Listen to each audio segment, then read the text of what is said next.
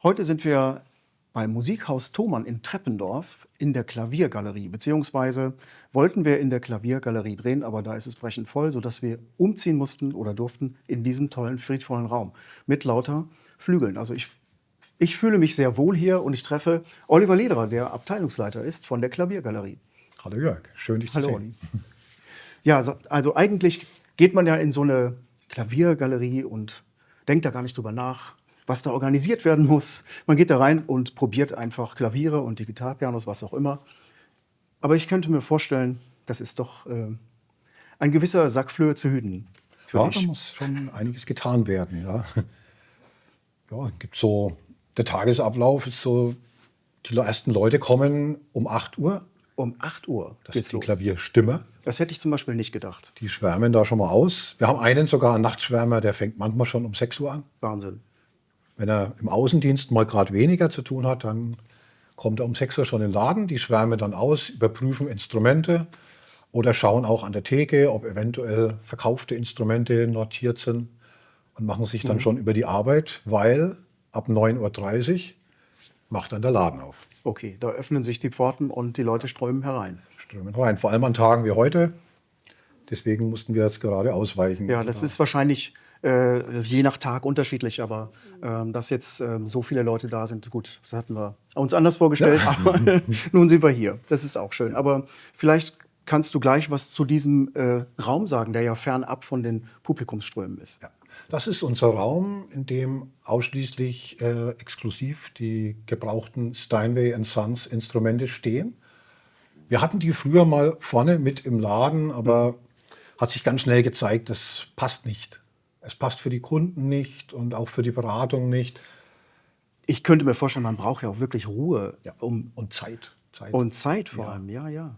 Also gerade in dem Bereich, wenn ein Kunde dann kommt, der will auch durchaus mal 3-4 Stunden lang, will der einfach die Instrumente in Ruhe eben probieren. Ja, und das kann man auch dann wahrscheinlich mit einer Terminabsprache machen bei euch. Ja. Und dass man sagt, okay, ich möchte gerne mal die und die Flügel vergleichen, ich möchte die gerne mal probieren. Sehr gerne mit Termin natürlich. Dann können wir eventuell auch arrangieren, dass unser Klavierbaumeister mal mit dazukommt Ja. auf ein Gespräch. Aber es geht jederzeit auch unangekündigt. Ist auch Du möglich. sagst Klavierbaumeister, das ist dann nochmal eine andere Dimension, die das bekommt, weil ihr habt ja auch eine Werkstatt im Haus. Ja, genau. Also eine Klavierbaumeisterwerkstatt ist das, Im ne? Service Center oben nochmal 2 Räume mit Werkstätten für Klavierbau. Ja. Ja gut, habt ihr das alles in-house geregelt und das sind auch die Leute, die dann morgens in der Galerie bei euch die Klaviere stimmen. Genau.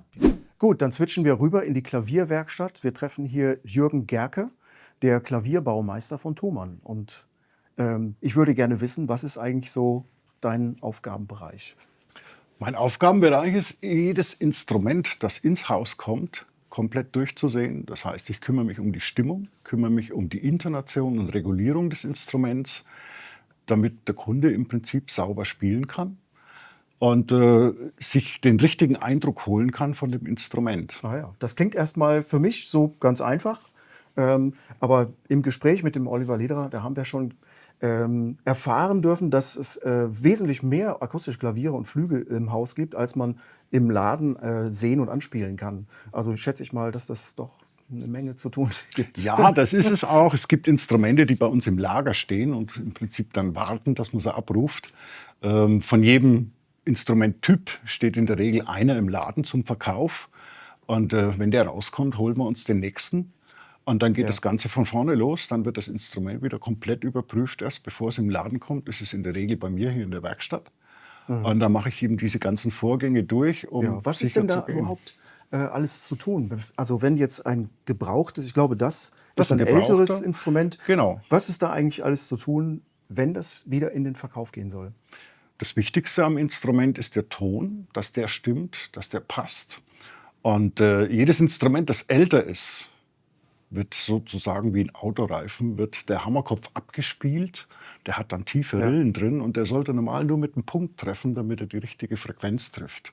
Das heißt, man zieht die Hammerköpfe ab und kümmert sich darum, gleichzeitig die Regulierung zu machen. Das sind die 7 Hebelwege, die dafür sorgen, dass der Hammer in dem richtigen Tempo die Saite trifft, dass die Spieltiefe der Tasten passt, Ja. gleichmäßig ist, dass man eben mit geschlossenen Augen spielen kann und das Gefühl hat, es bewegt sich nichts falsch. Und das macht eben dann aus, ob ein qualitativ gutes Instrument im Ton und in der Spielart zu kaufen ist beziehungsweise zu spielen ist. Du hast eben gesagt, du ziehst den Hammerkopf ab. Also den zieht man ja nicht so ab. Oder Nein. was ist damit gemeint? Damit ist gemeint, dass man eine Oberschicht abnimmt von diesem Filz. Ah, ja. Der Kopf bekommt eine neue Form. Und zwar so, dass es wieder eben ein sauberer Spitz ist und nicht so eine eingedrückte flache Ebene, die die Saite trifft. Denn die hat viele Nebenfrequenzen und dadurch gibt es keinen sauberen Klang. Ja, vielleicht können wir das hier uns... Wir können Ist das das möglich? gerne Können mal wir uns sehen, das aber vielleicht dazu muss ich anschauen? die Mechanik rausnehmen. Okay, soll ich irgendwas tun? Nein.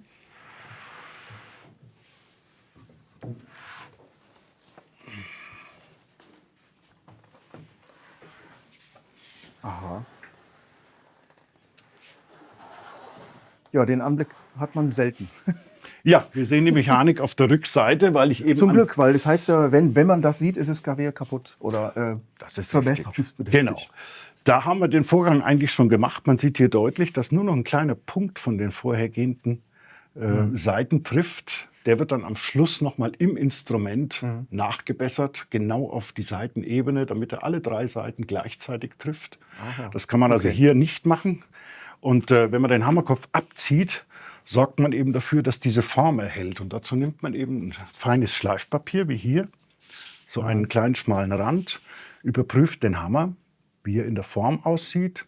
Und dann nimmt man das und zieht den sauber drüber, damit die obere Fläche wieder das Profil bekommt. Ja, verstehe. Es ist auch tatsächlich, sind die Rillen weg schon.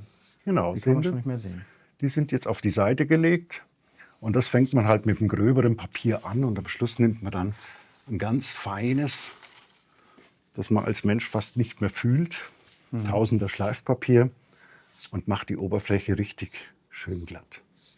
Und dann ist sie wie neu. Und dann ist er erstmal vorbereitet dafür, dass man in dem Instrument intonieren kann. Ja gut, das kann man wahrscheinlich so lange machen, bis man auf dem Kern ist. Das ist oder? zu viel. Ist zu viel. Ja, man sieht es immer im Diskant genau, wenn man den hochhebt, dann sieht man vom Holz ist hier noch ein Abstand von circa 4 mm. Ja.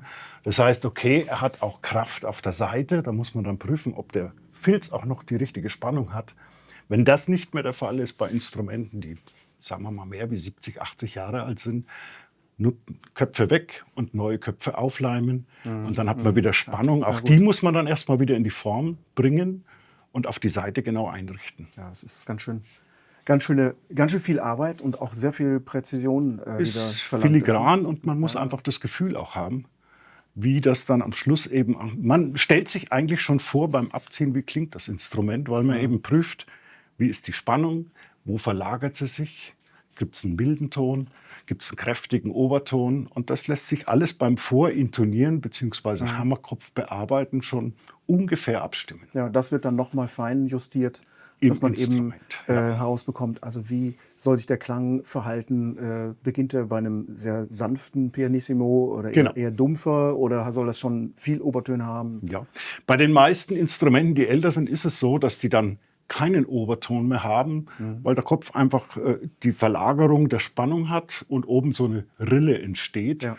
Und wenn man das dann sieht, dann Ja, dann ist der Ton undefiniert. Ne? er ist undefiniert, unsauber, man kann ihn gar nicht richtig sauber stimmen. Und der Klang ist eigentlich nicht in der Form, wie er sein sollte. Und er ist dann eben sehr mild in den meisten Fällen. Und dadurch, dass man den eben wieder in einen sauberen Spitz bringt und die Spannung verändert, hat er Obertöne. Also wenn ich jetzt die Mechanik nachher nehme und wieder reinschiebe, dann hört man, um Gottes Willen, ist der krallig und knallig. Aber man kann in der Intonation eigentlich nur immer wegnehmen, nichts dazugeben. Ja, dann wird es gestichelt, glaube ich. Dann wird es mit Nadelstichen bearbeitet, dass der Filz die richtige Spannung bekommt und dann eben bei leisem Spielen einen milden Charakter bekommt. Und wenn man ins Forte geht, dann sind die Obertöne da. Und dann ist es eigentlich das, was der Kunde möchte. Ja, du bist Klavierbaumeister. Ja.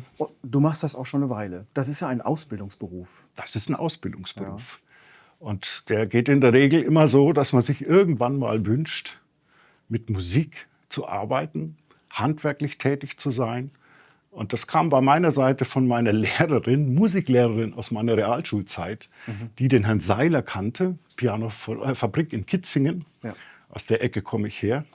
Und die hat mich da vermittelt. Und dann hast du bei Seiler gelernt. Und dann habe ich da bei Seiler gelernt, genau.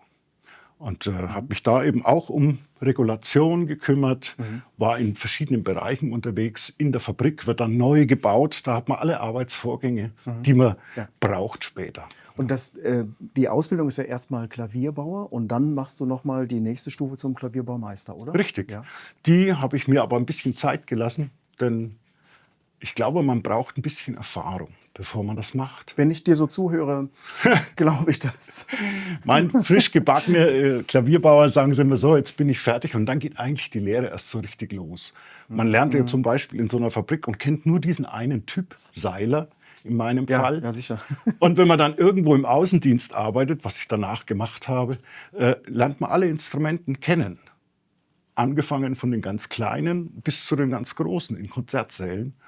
Und dann kann man sich langsam hocharbeiten. Ja, wir haben ja meistens mit Digitalpianos zu tun und da hat man ja diese Presets. Und da hat man dann ein Berlin Grand, ein Hamburg oder Ja, Vienna, genau. New York Grand, Ja, solche ja. Dinge. Und da steht ja ein Klangcharakter dahinter. Und Richtig. das sollte man dann auch im Digitalen möglichst raushören. Oft gelingt das total gut, wie ich finde. Aber ja, sind natürlich auch völlig, ja eigentlich ja auch Konzertflügel, aber doch sehr unterschiedlich für dich, aus deiner Perspektive wahrscheinlich. Genau, es gibt verschiedene Firmen, die ihren eigenen Charakter haben. Also so ein krasses Beispiel wäre die Firma Blüthner. Die haben einen sehr milden Charakter. Also von vornherein ist Blüthner ein warmherziger Ton. Ja, Und das kann ich Extrem auch, dazu ist zum Beispiel Steinway. Die haben zwar auch einen warmen und einen sehr tiefen Bass, aber zusätzlich sehr hohe Brillanz. Und Dafür ist er ja berühmt, ja klar. dafür ist er berühmt und steht in fast jedem Konzertsaal. Ja, ich finde es außergewöhnlich, wenn man daran spielt, wie unterschiedlich die sich im Klang verhalten. Ich meine, das ist ja dann immer noch, wie du es eben beschrieben hast, die Intonation, Genau. wie der sich so verhält.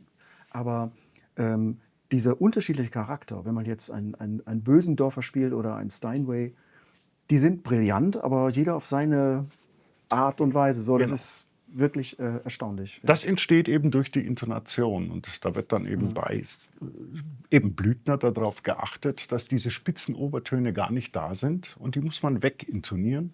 Wie ich vorhin schon beschrieben habe, der Kopf, der Hammerkopf an sich, ist im Prinzip derselbe fast bei allen Firmen, bis auf ein paar spezielle Ausnahmen. Ja. Aber er kommt mit einem sehr, sehr hochtonigen Charakter an. Also da ist alles noch drin und der saubere Punkt an der Mitte stimmt noch nicht genau.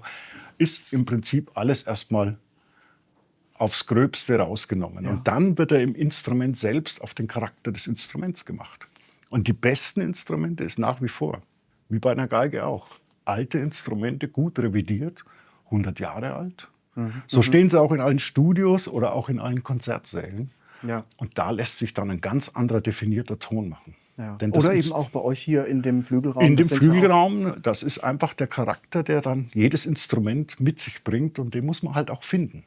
Also man kann nicht übertreiben und sagen, ich will jetzt aus einem Yamaha ein Steinway machen. Das geht nicht. Ja, also das heißt, übersetzt jetzt, wenn ich das einfach ausdrücke, dass du dich ransetzt an das Instrument und erstmal hörst, was steckt da an Potenzial drin, wo möchte der eigentlich klanglich hin? So, Richtig. ist das ein bisschen so? Zum einen, und das ist im Prinzip auch die Grundausstattung, nenne ich sie jetzt, denn ich weiß nicht, wo das Instrument später hinkommt. Und das übernimmt dann in unserem Fall der Außendienstmann. Wenn das dann in einem Raum ist, zum Beispiel mit vielen glatten Wänden, dann sind die Obertöne alle zu viel. Das wird zu schrill, das reflektiert. Und da muss dann eben die Intonation weicher gemacht werden. Und umgekehrt, das ist auch der Grund, warum ich sage, ich lasse sie erstmal mit allem da, was sie haben. Dann hat einer wie früher in den 70er Jahren einen Teppichboden und viele Vorhänge drin. Und dann vermisst er die Obertöne, wenn die nicht da sind. Ja, klar. Ja. Und da muss man sich dann genau auf diese Dinge einarbeiten und muss sich das erstmal anhören und prüfen im Raum. Wie klingt das Instrument? Muss man es vielleicht auch noch mal ein bisschen drehen? Reflexion von der Wand, akustische Maßnahmen treffen. Das sind dann auch Dinge, die ihr macht von Thomann aus. Dass Bei ihr Leuten, die das wünschen, auf jeden Fall. Und man hat das Instrument mit seiner eigenen Charaktere, sage ich mal. Und da kann man auch 20 von der gleichen Firma nebeneinander stellen. Keins klingt gleich eigentlich. Denn jedes kleinste Detail im Holz, im Resonanzboden verändert ein bisschen den Charakter vom Instrument. Und da kann man sich als Kunde dann eben auch aussuchen. Möchte ich einen Steinway mit einem harten Ton? Möchte ich einen mit einem milden Ton? Oder auch bei Yamaha? Das sind dann einfach die Wünsche der Kunden. Und da kann man auch nicht sagen, das wäre schlecht. Denn jeder Mensch hört anders und jeder Mensch empfindet anders. Das ist so, ja. Ja. Also wenn ich dir zuhöre, da höre ich da sehr viel Leidenschaft. Woher kommt diese Leidenschaft für das Instrument, für das Ich glaube, Klavier? den braucht man. Leidenschaft zur Musik, Leidenschaft zur Akustik und natürlich Leidenschaft zum Handwerk. Es ist alles Handarbeit. Hier kann man nicht eine Maschine verwenden oder sich da Hilfe durch irgendwelche Dinge holen, sondern man macht das alles mit den Ohren, mit den Händen, mit dem Gefühl. Und vieles kommt hier aus dem Herz raus, wo man dann sagt, ja, wir sind ein bisschen komische Leute, aber das ist so. Du sprichst von Kundenwünschen. Jetzt würde ich gerne fragen, wenn wir jetzt über das Thema Pflege vielleicht sprechen, was würdest du dir wünschen von den Kunden, wie sie mit dem Instrument umgehen? Mit Leidenschaft, nicht mit Gewalt. Und ich sage immer so, das ist, wie vorhin auch gesagt, das ist eine Gefühlssache. Musik ist ein Bereich, der ist sehr, sehr weit. Es gibt Menschen, die sagen, ich muss da einfach draufhauen, weil da habe ich Spaß. Heißt für mich auch dann, ich muss anders intonieren, wenn ich den Menschen klar. kennenlerne. Und das tue ich ja auch normal, wenn ich verkaufe. Ich frage erst mal nach, ganz versteckt im Prinzip mit Fragen, wie ist der Mensch drauf? Was möchte er hören? Und um ihm dann auch die richtige Richtung zu zeigen oder auch die Charaktere, Instrumente vorzuspielen, damit er das dann hört und sich dann entscheiden kann. Ja, bedeutet auch, dass man nicht mit einem Klavieranfängerin spricht. Das sind ja auch Leute, die schon viele Jahre mit dem Instrument vertraut sind und bestimmte Klangvorstellungen auch artikulieren können. Natürlich, vielleicht, ne? ja, absolut. Und auch der kleinste Anfänger möchte ja zufrieden sein. Und man fängt ja normal auch ganz klein an. Es macht wenig Sinn, einem kleinen Kind mit dem Steinway-Flügel zu kommen mit 2,10 Meter. Der hat wahrscheinlich auch gar nicht die Macht, über sowas zu spielen. Und er hört noch nicht so. Es gibt wenige Ausnahmen der Menschen, die das können. Aber die meisten, sagen ich, gehen stufenweise nach oben und holen sich dann immer wieder eine Charaktere besser, bis sie dann irgendwann sagen, so, jetzt habe ich das gefunden, was ich eigentlich möchte. Auch wieder abhängig von den Räumen, wo solche Menschen spielen. Und das ist dann eben der Schlusspunkt für jeden, wo er sagt, so, jetzt habe ich meinen Traum erfüllt. Ja, das ist eigentlich ein schönes Schlusswort, aber ich hätte noch eine Frage, weil seid ihr eigentlich Ausbildungsbetrieb? Weil du bist Klavierbaumeister. Ich weiß also, dass Thomann auch ausbildet, aber ist das auch in dem Sektor? Noch nicht, aber es kann passieren. Ja. Was würdest du denn jungen Menschen mit auf den Weg geben oder als Impuls geben, die sich vielleicht dafür interessieren, so eine Laufbahn einzuschlagen? Es gibt Menschen, die das schon möchten. Und die laden wir auch ein, damit sie sich mal einen Eindruck schaffen können, was hier gemacht wird und wie es gemacht wird. Und ich schaue mir diese Menschen auch an. Und das, was ich vorhin schon erwähnt habe, liegt ein bisschen an der Lebensart auch solcher Menschen, die dann sagen, ich hätte das zwar gerne, aber es ist einfach nicht möglich, weil ich so einen Umgang mit mir selbst, mit meinem Körper habe, dass ich das später gar nicht mehr höre. Ja, wenn jetzt einer kommt mit dem Kopfhörer drauf und knallt sich schon die Ohren mit 15 zu, dann muss ich sagen, tut mir leid. Ist leider nicht möglich, denn das Ohr ist schon verletzt und hat wahrscheinlich nie mehr sein vollkommenes Hören, was es mal hatte.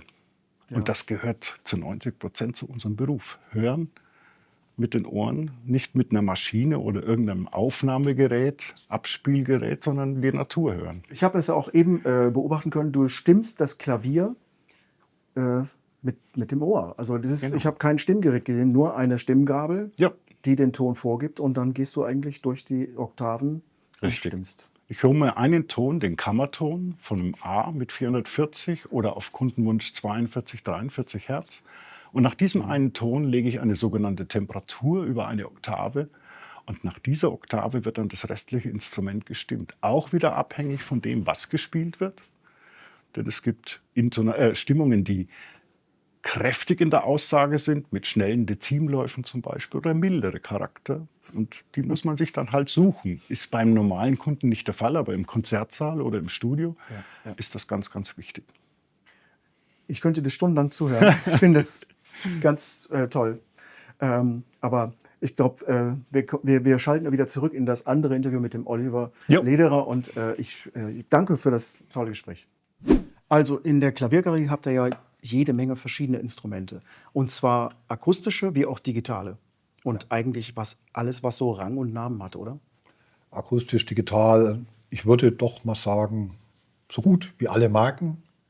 Da stehen ca. 40 Digitalpianos, ca. 50 akustische Klaviere und dann noch ca. 20 Flügel auch. Ah ja, das ist ja echt eine Menge. Stehen jederzeit anspielbereit. Es gibt ja da diesen nochmal einen abgeschlossenen Bereich, wo die Flügel stehen. Ne? Ja, Und dann gibt es die Klaviere mit den Digitalpianos Ja. zusammen. Und dann ist da auch noch Zubehör wie Klavierhocker und Alles, was Klavierlampen Klavier. und alles das, ja. der Klavierschüler, der Pianist, alles, was er braucht. Ja, also was mich beschäftigt, ist eigentlich die Frage, wie triffst du die Auswahl? Wie trifft man die Auswahl? Welche Instrumente müssen da eigentlich stehen? Das ist eine gute Frage. Ne? Ich nehme eine Glaskugel und da schaue ich dann rein, was kaufen die Kunden nächsten Monat. Ja. Und Die dann- Glaskugel, die wollen natürlich auch alle Will haben. jeder, ja. Und das ist auch meine Hauptaufgabe. Ich bin ja auch der Einkäufer für die Klaviere und Flügel. Also, ja, es ist doch viel Bauchgefühl.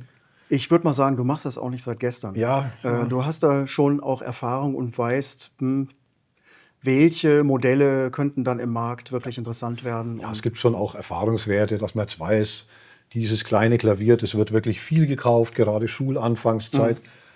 Da weiß man dann, da braucht man einfach mal 5 Stück auf Lager, um den Monat zu überstehen. Aber ansonsten ist es schon schwierig. Also da gibt es ein Modell in weiß poliert. Man stellt es auf Lager und dann kommt der Mitarbeiter, ruft an, Olli, gerade war ein Kunde da, der möchte ein weißes Klavier, aber mit silbernen Pedalen. Ah, das haben wir aber gerade nicht da. Er hätte es auch gern mal ausprobiert am besten. Alles klar. Klar. Dann muss das rausgefahren werden und dass es Aber antestbar ist? Einer Oder? unserer größten Vorteile, vielleicht kennst du das noch gar nicht, wir haben noch ein Außenlager. Nee, das weiß ich nicht. Ja, und da stehen nochmal circa 100 Klaviere und Flügel. Ach du meine Güte. Ja. Und die sind alle auf unserer Homepage auch mit Ampelgrün sofort auf Lager. Wir Ja. können die auch kurzfristig für einen Kunden bereitstellen. Also nicht, wenn er jetzt kommt, ganz schnell. Ja, okay. Aber innerhalb von 1, 2 Tagen ist das möglich. Dann können wir ein Instrument bereitstellen, dann kann er das testen. Und wenn er es sich so entscheidet, es zu kaufen, dann können wir das immer innerhalb von einer Woche ausliefern. Das ist toll. Also das stelle ich mir auch ein bisschen schwieriger vor, also dass es Zeit braucht, weil ein Digitalpiano, okay, das packt man aus, das schraubt man zusammen und dann ist das eigentlich antestbereit. Aber Genau. die Mechanik, die Stimmung und alles das, vielleicht gibt es auch eine spezielle Intonierung, die jemand dann ausprobieren ja, möchte. ja. Auch das gibt es wahrscheinlich. Das wird teilweise im Verkaufsgespräch dann auch mitbesprochen, ob man da noch vielleicht den Bereich etwas milder gestalten könnte. Das geben wir dann weiter an den Klavierbaumeister, an den Klavierbauer. Ja. Und das wird dann berücksichtigt. Ja. Toll. Also da ihr ein großer Onlinehandel seid, also da ist natürlich die Frage, wird sowas online bestellt? Selten. Also wenn Das stelle ich mir auch es gibt schwierig mal vor. Online-Bestellungen und dann ruft der Kunde aber doch an. Ich wollte das mal probieren mit dem Warenkorb, wie das so ist. Und, so. ist ja Und nicht dann zu fassen. telefoniert man aber doch mit dem Kunden und Ja, gut, bespricht, okay. wie wollen wir es machen. Wollen Sie mal vorbeikommen? Wollen Sie noch mal testen? Und man geht natürlich auch mal ins Risiko. Klar, dann sagt der Kunde, nein, wir Will ich probieren haben. das. Bringen Sie den Flügel. Und dann gibt es auch eine 30 Tage Rückgabe. Ja, Zähne Garantie. knirschend etwas, aber Das kann ich mir vorstellen. es gibt Moneyback. Wir diskutieren auch nicht rum, wenn der Kunde sagt, ich bin unglücklich, darf ich noch mal kommen, vielleicht finde ich was anderes. Oder ich habe mir es komplett anders überlegt, auch dann Ja. ja, Ja, also das, ist auch mal eine Rückabwicklung. das hat doch schon wieder einen ganz anderen Umfang, als ich mir das vorher vorgestellt hätte. Okay. Also Respekt. Welches Publikum kommt denn eigentlich so in den Laden? Hast du da eine Idee? Kann man das benennen? Tja, salopp gesagt, alles. Also vom absoluten Anfänger oder Laien? Alles. Es kommen die Familien, der Kinderwagen, Es kommen Musiker, es kommen Bands, die Party machen, wo einer nur ein bisschen spielen will. Er will einfach mal einen Flügel ausprobieren. Es kommen Pianisten, die ganz eben in Ruhe ernsthaft was auswählen wollen. Es kommen ratlose Eltern. Hilfe, wir sollen ein Klavier kaufen. Also, ja. Hilfe, wir brauchen ein Klavier, das finde ich auch sehr schön. Ja. Also bei dem Publikum sind doch bestimmt auch, wenn du sagst, es sind Musiker da, die vorbeikommen, wenn sie auf Tour sind, sind doch bestimmt einige Promis dann dabei. Also Promis, sehr, sehr viele. Klar, ich kenne auch nicht alle, aber ich höre es immer wieder dann in den internen Nachrichten. Da gibt es auch eine sehr witzige Geschichte. Ich war mal vorne an der Klaviertheke gestanden, habe mich mit einem Kollegen unterhalten und aus dem Augenwinkel sehe ich jemand und sage noch zum Kollegen, witzig, der hat jetzt ausgesehen wie Helge Schneider. Und naja, habe ich nichts weiter dabei gedacht. Und abends kommt dann auf Instagram auch bei Thomann Bilder und Fotos. Helge Schneider war bei uns. Schön. Ja. Also es kommt wirklich vor. Nicht alle wollen auch erkannt werden. Bewegen sich auch anonym durch den Laden. Ja, tatsächlich, das mit Helge Schneider habe ich auch gesehen. Und andere machen auch Termine aus. Ist alles dabei. Ja. Aber gibt es auch sehr tolle Erlebnisse. Ja. Ja, schön. Ja, also das stelle ich mir aufregend vor, hier zu arbeiten. Auf jeden Fall. Also sowieso ständig mit Instrumenten zu tun zu haben, das ist schon eine tolle Sache. Und ihr bildet auch aus, oder? Wir bilden aus im kaufmännischen Bereich, im Klavierbereich. Okay. Was ist denn eigentlich dein Hintergrund? Bist du Musikfachhändler? Bist du Musikalienhändler gelernter? Oder bist du Musiker? Von wo kommst du? Also ich bin tatsächlich Musiker. War viel unterwegs mit Bands, mache viel Jazz und auch mit Jazzbands. Und habe eine Ausbildung gemacht als Klavier- und Cembalobauer. Mit Fachrichtung Cembalobau. Ah, also von daher kommt es. Okay. Ja, also komme direkt vom Instrumentenbau. Und dann gleichzeitig der Pianist und gleichzeitig auch mal den Herrn Thomann kennengelernt in einem Restaurant, wo ich gerade Barmusik gespielt habe. Wirklich? So hat sich das dann Wie kennengelernt. das so passiert. Ja. Gegeben, ja. Toll. Doch schön. Was ist denn dein Tipp? Also eben hast du gesagt, es wird im kaufmännischen Bereich ausgebildet. Also man kann diese Musikalienhändler-Ausbildung machen. Ja, das gibt es durchaus. Also ich empfehle natürlich für die ganz Jungen auch, sich bei Thomann zu bewerben, also Ausbildung zu machen. Auch in der Klavierabteilung. Wir haben jetzt nicht jährlich immer wieder Auszubildende, aber alle 2, 3 Jahre kommt immer wieder ein Auszubildender bei uns auch dazu. Okay. Und andere Abteilungen, wie Gitarrenabteilung, die haben auch mehrere Auszubildende gleichzeitig. Ist Verstehe. auch super spannend. Ja, Da das kann man ist- natürlich schnell in diesen Beruf hineinwachsen dann. Ja. Und das liegt aber auch dann in deinem Verantwortungsbereich, Ja, dann auch mit denen zu arbeiten und die durch die Ausbildung zu führen. genau. Ja, Ja, da hast du einen vielseitigen Beruf. ja allerdings. Wenn ich noch mal auf die Ausstellung zu sprechen komme, ist das, also man hat ja im Idealfall alles parat, das man antesten möchte, vor allem vielleicht die unterschiedlichen Versionen einer Serie, also die verschiedenen Stufen. Und man möchte ja auch Querverweise haben zum Mitbewerber. Macht es überhaupt Sinn, irgendwie alles dann parat zu haben? Oder ist es wirklich so eine gewisse Auswahl, die dann einfach viel, viel wichtiger ist, dass man die schon parat hat? Also wichtig ist, das Produktportfolio eines Herstellers darzustellen. Also da gibt es einfach die Einsteigerserie, da muss ich die Modelle in den verschiedenen Höhen, die muss ich dastehen haben. Aber dann verschiedene Ausführungen wie weiß poliert oder dann in Nussbaum, matt Nussbaum poliert. Stimmt, Ist es geht nicht ja schaffbar. jeweils noch in die Breite, das stimmt. Ja. Also ja, da geht es unglaublich in die Breite und man hätte ruckzuck 50 Klaviere dastehen, die eigentlich nur von 2 Modellen sind. Also, dann gibt es noch mit Silent-Ausstattung, ohne Silent-Ausstattung. Stimmt. Vielleicht noch ein Disk-Klavier. Stimmt.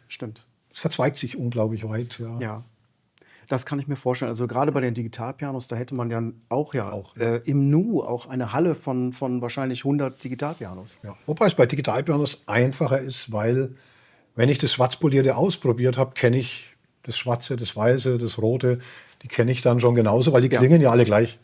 Die gleichen Modelle. Ja, sie klingen gleich, aber vielleicht, das ist das Optische, spielt ja auch mit. ja, okay. Das will man ja schon auch sehen, man will es auch vielleicht mal anfassen. Also wenn man so durch die Abteilungen des gesamten Musikhauses schlendert, das ist schon beeindruckend, finde ich. Also durch den Online-Shop zu scrollen, ja, das ist das eine.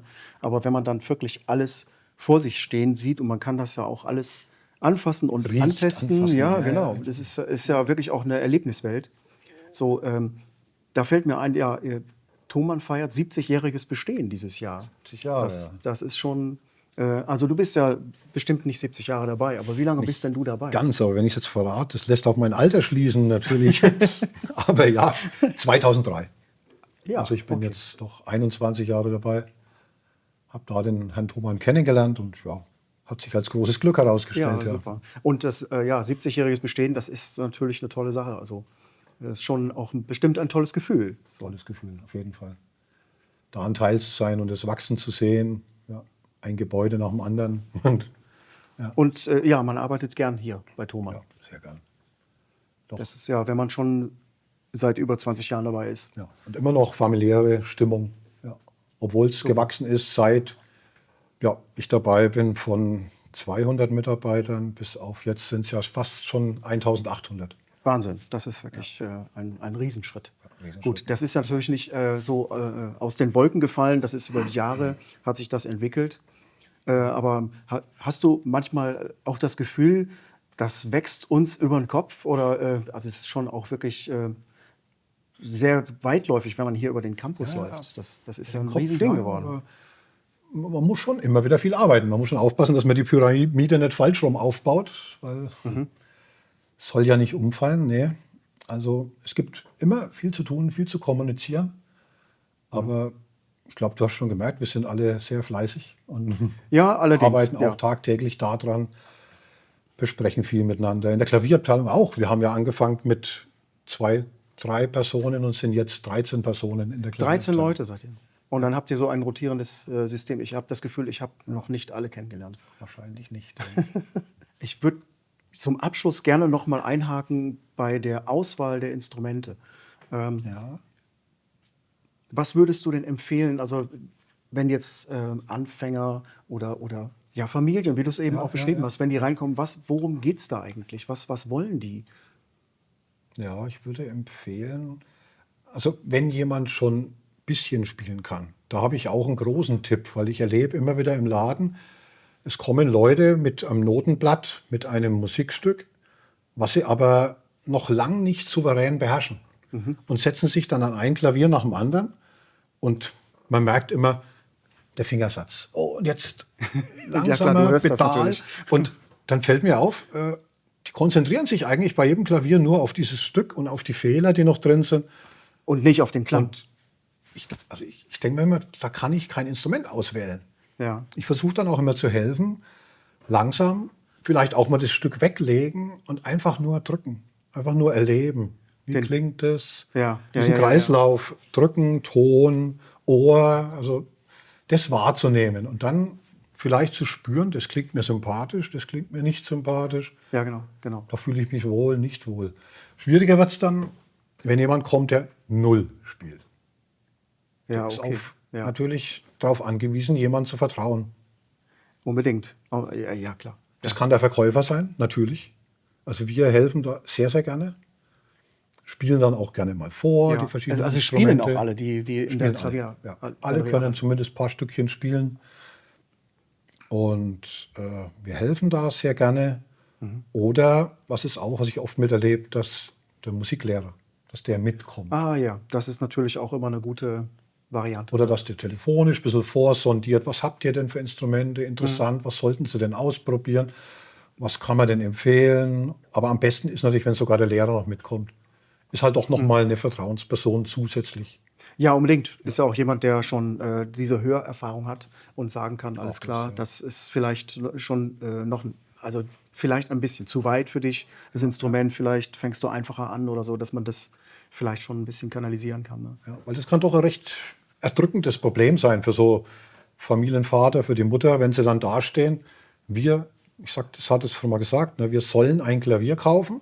Ja. Und ja, da gibt es jetzt hier Digitalpianos, aber da raten ja auch manche davon ab. Es gibt Klaviere, aber da brauche ich dann schon 4.000, 5.000 Euro und wir müssen doch noch andere Sachen anschaffen. Das wird natürlich auch sehr negativ als Problem wahrgenommen. Und da ist dann so eine Unterstützung schon sehr hilfreich. Ja, naja. Also das kriegen wir auch über unseren Kanal immer Ja, wieder, ja. diese Fragen, dass da ist eine große Unsicherheit.